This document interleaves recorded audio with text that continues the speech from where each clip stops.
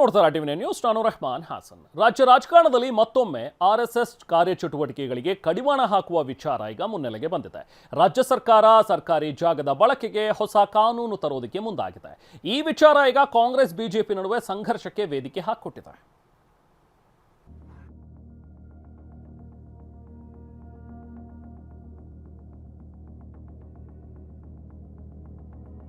ರಾಜ್ಯ ಸರ್ಕಾರ ಹಾಗೂ ಆರ್ಎಸ್ಎಸ್ ನಡುವಿನ ಸಂಘರ್ಷ ಹೊಸದೇನೂ ಅಲ್ಲ.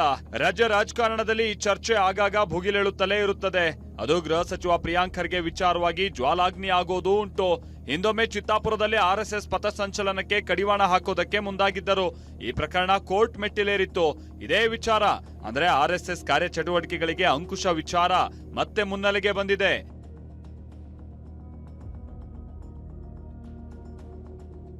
ಆರ್ಎಸ್ಎಸ್ ಕಾರ್ಯಚಟುವಟಿಕೆ ನಿರ್ಬಂಧಿಸಲು ಹೊಸ ವಿಧೇಯಕ. ವಿಷಯ ಅಂದ್ರೆ ಆರ್ಎಸ್ಎಸ್ ವರ್ಸಸ್ ಸರ್ಕಾರದ ನಡುವಿನ ಸಂಘರ್ಷ ಮತ್ತೊಮ್ಮೆ ವೇದಿಕೆಗೆ ಸಜ್ಜಾಗ್ತಾ ಇದೆ. ಆರ್ಎಸ್ಎಸ್ ಕಾರ್ಯಚಟುವಟಿಕೆ ನಿರ್ಬಂಧಿಸೋದಕ್ಕೆ ಇದೇ ಅಧಿವೇಶನದಲ್ಲಿ ಹೊಸ ವಿಧೇಯಕ ಮಂಡನೆಗೆ ಕ್ಯಾಬಿನೆಟ್ನಲ್ಲಿ ಒಪ್ಪಿಗೆ ಸಿಕ್ಕಿದೆ. ಆದರೆ ಎಲ್ಲೂ ಕೂಡ ಆರ್ಎಸ್ಎಸ್ನ ಹೆಸರನ್ನ ಉಲ್ಲೇಖ ಮಾಡಿಲ್ಲ. ಸಾರ್ವಜನಿಕ ಪ್ರವೇಶ ನಿಯಂತ್ರಣ ಹೆಸರಿನಲ್ಲಿ ವಿಧೇಯಕವನ್ನ ಮಂಡಿಸೋದಕ್ಕೆ ಸರ್ಕಾರ ಮುಂದಾಗಿದೆ. ಹಾಗಾದ್ರೆ ಸರ್ಕಾರ ಜಾರಿಗೆ ತರೋದಕ್ಕೆ ಹೊರಟಿರುವ ವಿಧೇಯಕದಲ್ಲಿ ಏನಿದೆ ತೋರಿಸ್ತೀವಿ ನೋಡಿ. ನೋಂದಣಿ ಆಗದ ಯಾವುದೇ ಸಂಘಟನೆ ಸರ್ಕಾರಿ ಜಾಗ ಬಳಸುವಂತಿಲ್ಲ. ಒಂದ್ ವೇಳೆ ಯಾವುದೇ ಖಾಸಗಿ ಸಂಸ್ಥೆ, ಸಂಘಟನೆ ಅಥವಾ ಒಕ್ಕೂಟ ಸಾರ್ವಜನಿಕ ಆಸ್ತಿ, ಸರ್ಕಾರಿ ಆವರಣ, ಶಾಲಾ ಕಾಲೇಜು ಕಟ್ಟಡ, ಆಟದ ಮೈದಾನ ಮತ್ತಿತರ ಕಡೆ ಕಾರ್ಯಕ್ರಮ ಆಯೋಜಿಸೋದಕ್ಕೆ ಪೂರ್ವಾನುಮತಿ ಕಡ್ಡಾಯ. ಡಿಸಿ ಹಾಗೆ ಜಿಲ್ಲಾ ಎಸ್ಪಿ ಅವರಿಂದ ಅನುಮತಿಯನ್ನ ಪಡಿಬೇಕು. ಅನುಮತಿ ಪಡೆಯದೆ ಸರ್ಕಾರಿ ಜಾಗದಲ್ಲಿ ಬೈಠಕ್, ಪಥಸಂಚಲನಕ್ಕೆ ನಿರ್ಬಂಧ ಇರುತ್ತೆ. ಇನ್ನು ಕಾನೂನು ಉಲ್ಲಂಘಿಸಿದ್ರೆ ಶಿಕ್ಷಾರ್ಹ ಅಪರಾಧ ಅಂತ ಪರಿಗಣಿಸಲಾಗುತ್ತೆ. ವಿಧೇಯಕದ ಅಡಿ ಆರ್ಎಸ್ಎಸ್ ಧ್ವಜಕ್ಕೂ ಅನುಮತಿ ನಿರಾಕರಣೆ ಸಾಧ್ಯತೆ ಇದ್ದು, ವಿಧೇಯಕದ ಅಡಿ ಅನಧಿಕೃತ ವಸ್ತು ಸಾಮಗ್ರಿಗಳ ವಶಕ್ಕೆ ಅವಕಾಶ ಇದೆ.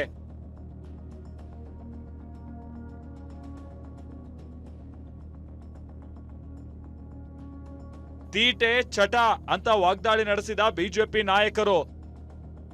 ಸರ್ಕಾರದ ಈ ವಿಧೇಯಕಕ್ಕೆ ಬಿಜೆಪಿ ತೀವ್ರ ವಿರೋಧ ವ್ಯಕ್ತಪಡಿಸಿದೆ.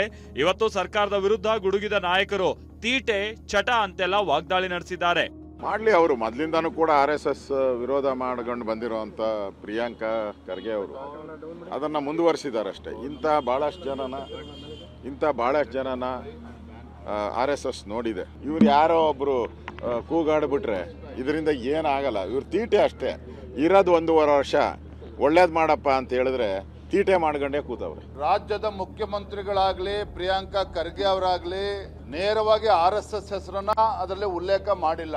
ನಾನು ತಮ್ಮ ಮುಖೇನ ರಾಜ್ಯದ ಮುಖ್ಯಮಂತ್ರಿಗಳಿಗೆ ಹಾಗೂ ಗೃಹ ಸಚಿವರಾಗಿರ್ತಕ್ಕಂಥ ಪ್ರಿಯಾಂಕಾ ಖರ್ಗೆ ಅವರಿಗೆ ಸವಾಲ್ ಹಾಕೋದಕ್ಕೆ ಇಚ್ಛೆ ಪಡ್ತೇನೆ.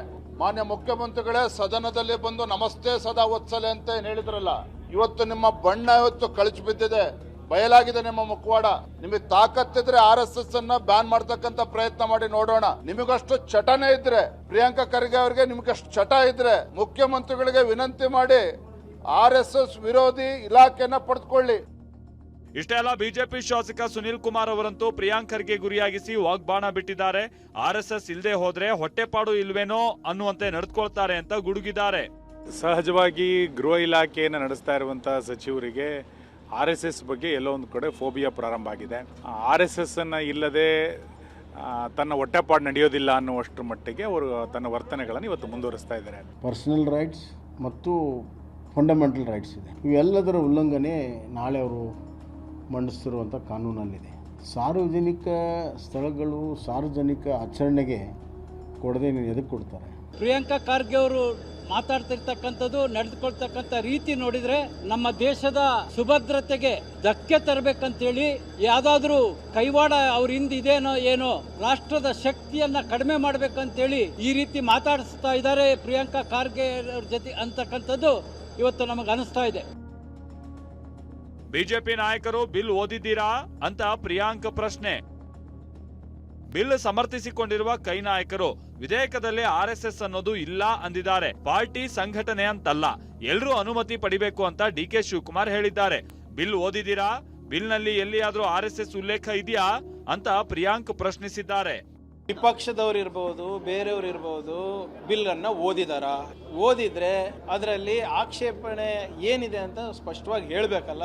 ಬಿಲ್ ಇಂಟ್ರೊಡ್ಯೂಸ್ ಆಗ್ಲಿ, ಚರ್ಚೆ ಮಾಡ್ಲಿ. ಇದು ಒಳ್ಳೆ ಕಥೆ ಆಯ್ತಲ್ಲಪ್ಪ, ನಾನು ಜೀವ ಬೆದರಿಕೆ ಹಾಕಿರೋದು ನನಗೆ, ಈಗ ಇಡೀ ಬಿಜೆಪಿ ಅವ್ರು ಯಾಕೆ ಮುಗಿದು ಬೀಳ್ತಾ ಇದಾರೆ ನನ್ನ ಮೇಲೆ, ಅವ್ರು ನನಗೆ ಟಾರ್ಗೆಟ್ ಮಾಡ್ತಾ ಇದಾರೆ, ನಾನು ಅವ್ರಿಗೆ ಟಾರ್ಗೆಟ್ ಮಾಡ್ತಾ ಇದ್ದಾರೆ, ನೀವು ತೀರ್ಮಾನ ಮಾಡಿ. ಆಮೇಲೆ ಈ ಬಿಲ್ಲಿಗೆ ನಿಮ್ಮ ಅನ್ರಿಜಿಸ್ಟರ್ಡ್ ಅನ್ರೆಗ್ಯುಲೇಟೆಡ್ ಆರ್ಗನೈಸೇಷನ್ಗೆ ಸಂಬಂಧ ಇಲ್ಲ.